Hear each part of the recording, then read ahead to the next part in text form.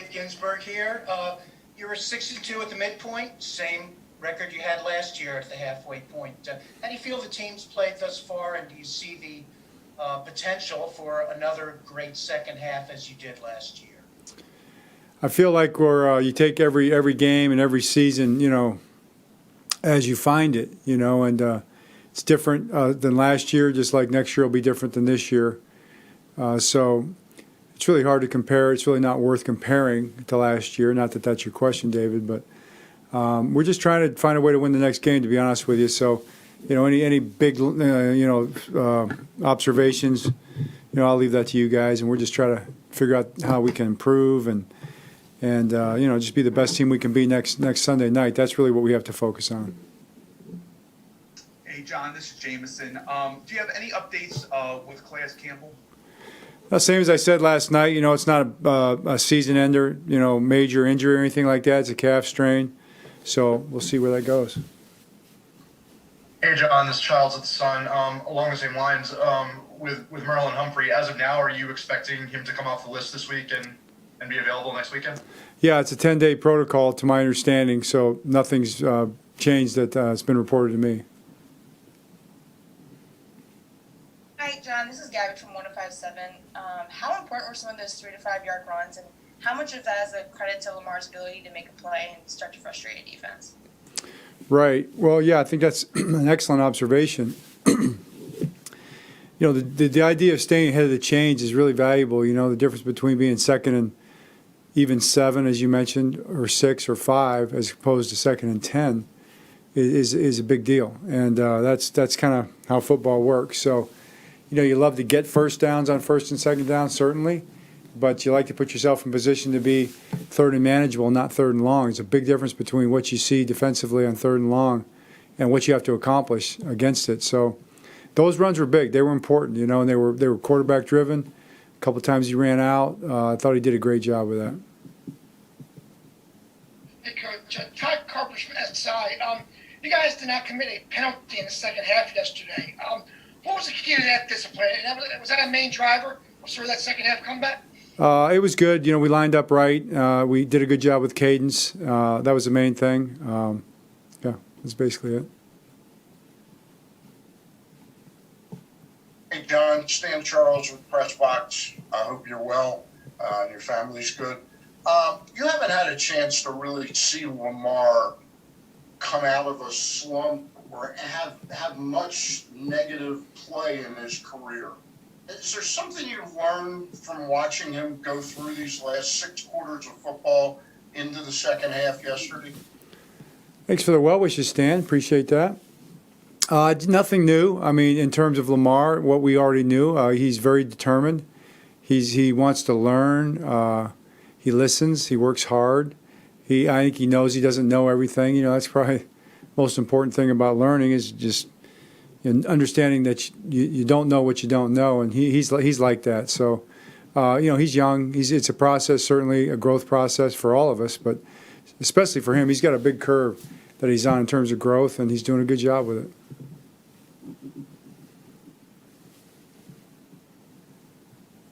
Hey, John, it's Luke Jones with WNST. I wanted to get an update. Is LJ Fort the finger injury? Is that a long-term thing? And then to follow up on that, how did you think Malik Harrison and Chris Board played?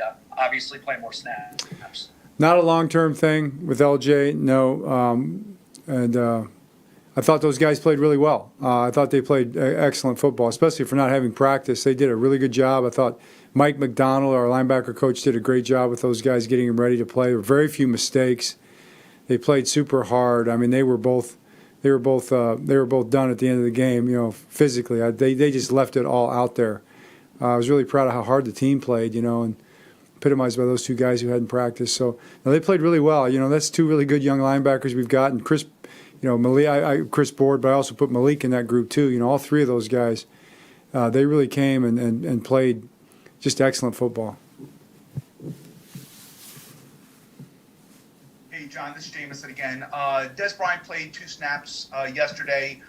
Can you let us know what kind of went into the thinking of first elevating him to the practice squad, and what could his role expand going forward? Yeah, there's really nothing much to talk about. Just we had the spot, and we thought he was ready enough to do it. Whether we, really, you don't really plan how many reps a player is going to get. It just kind of works out sometimes that way. Generally you do, but not specifically.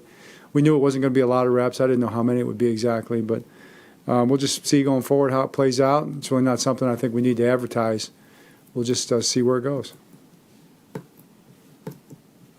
Hey, John. This is Aaron from Penn Live.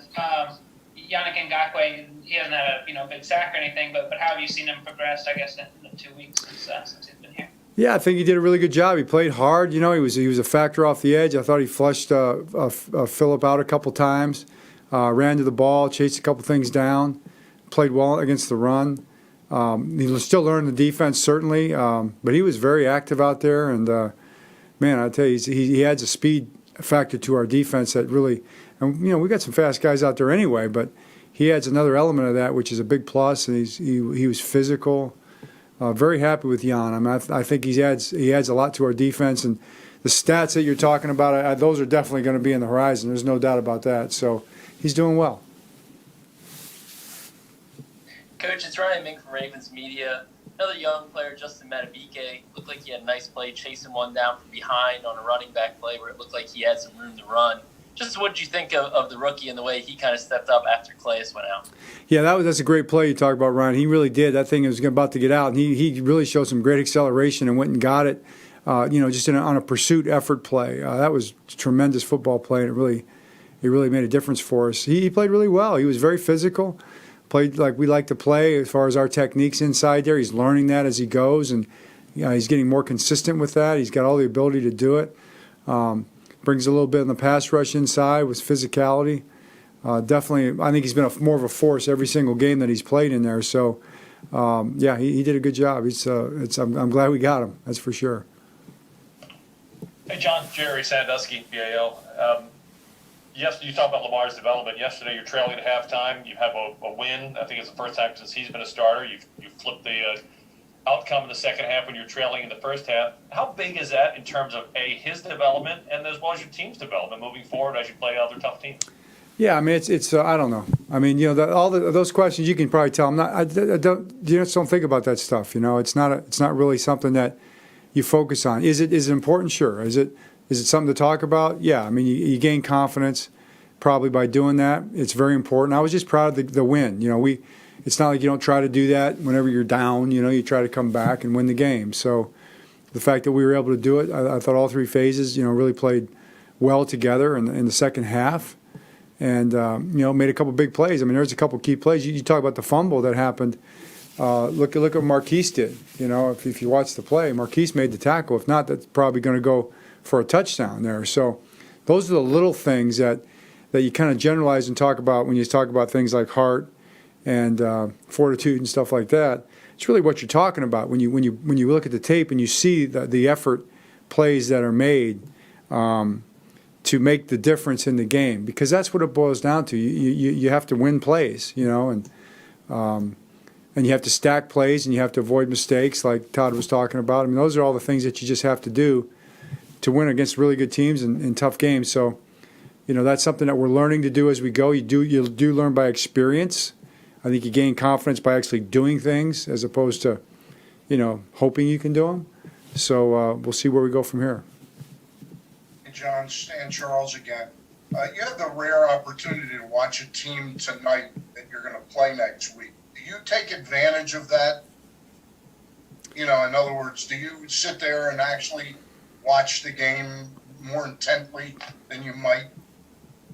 Yeah, I'm for sure. It's a lot of times you really don't watch the Monday night game. You're working on your work, so usually don't see the Monday night game too much. Sometimes you see the Thursday night game a little more because we're a little further along. Depends on what how much work you have to do on Thursday night. But I'll definitely be watching this because it's their game. There's no tape for us to watch from yesterday, so we've got all those games broken down already. We have our work to do today and tomorrow on those guys, but that game is a big part of it.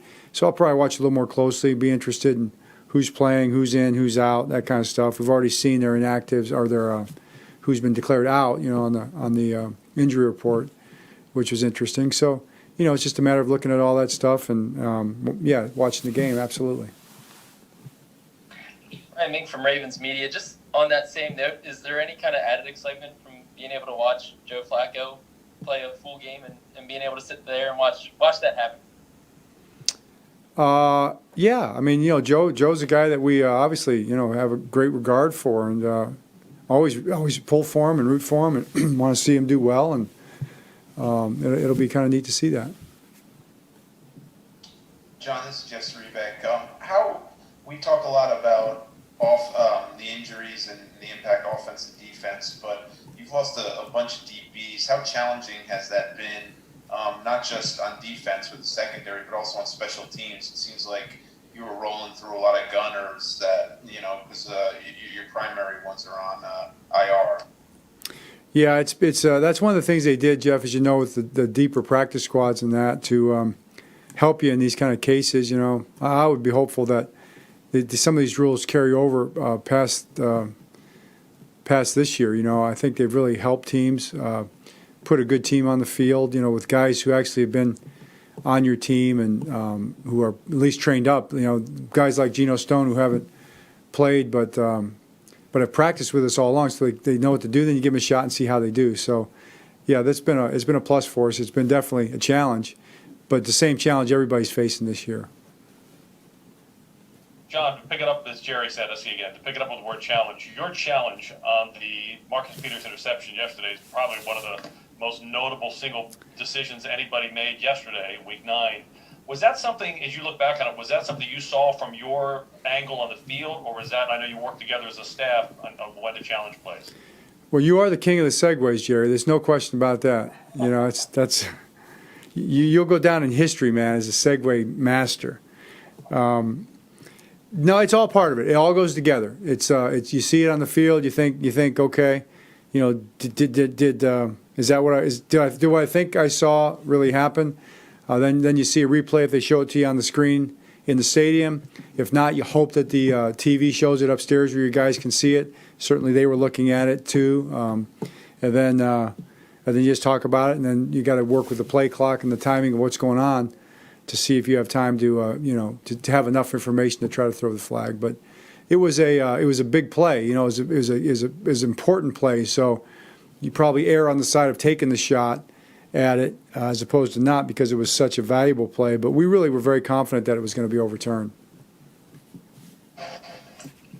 John, it's Cliff Brown from Ravens Media. Just your offensive line, how do you think they performed yesterday? And obviously, with the changes you've had to make, their ability to seem like build some chemistry and here down the next few games. Yeah, I thought they played pretty darn good. They play that front they're playing is really, really good. That's one of the top defenses, very top fronts in the league. They're two inside players. I mean, they're two of the best. Their ends are really great. They've got a great middle linebacker. They got all their front seven is really incredible. So they do a lot of moving, a lot of stemming, a lot of we call them pirate stunts, where they crash two guys to the end of the tackle inside, bring the backer around those two guys. That's a tough one against runs. And I think we struggled with them more in the first half. In the second half, we started to get a little sense of the timing of it a little bit better, because it's hard to practice that kind of speed and how well they do that stuff. So I thought our line did a good job of adjusting throughout the game. Joe D did a great job of coaching those guys up throughout the game. So, and it showed up in the second half. We were better against it. Hey, John, Jonas with the Baltimore Sun. Just circling back to Jeff's question, is Khalil Dorsey, I reckon you have any update on him? And with Matt Skura, was that just a superficial wound that he suffered yesterday? A flesh wound? Is that what you're asking? Was it a flesh wound? Flesh wound, yeah. I think so. I don't think it hit any major organs, so I think we're okay on that one. And then Khalil, yeah, he had a shoulder. That's going to be probably a couple weeks for him. A dislocated shoulder. Man, I was out there when they were popping that thing back in, and that was, it looked painful. Same shoulder both times. Right. Was that the same shoulder both times, or were they different injuries? It was just, yeah, I tell you, I don't know, maybe the HIPAA, I don't think HIPAA allows me to mention, to acknowledge what the details of it. I'm going to go with HIPAA on that. You asked one too many questions on the injuries there. Anything else for Coach? All right, appreciate your time, Coach. All right, thanks, guys. We'll see you back here on Wednesday. Okay, thanks a lot. Coach.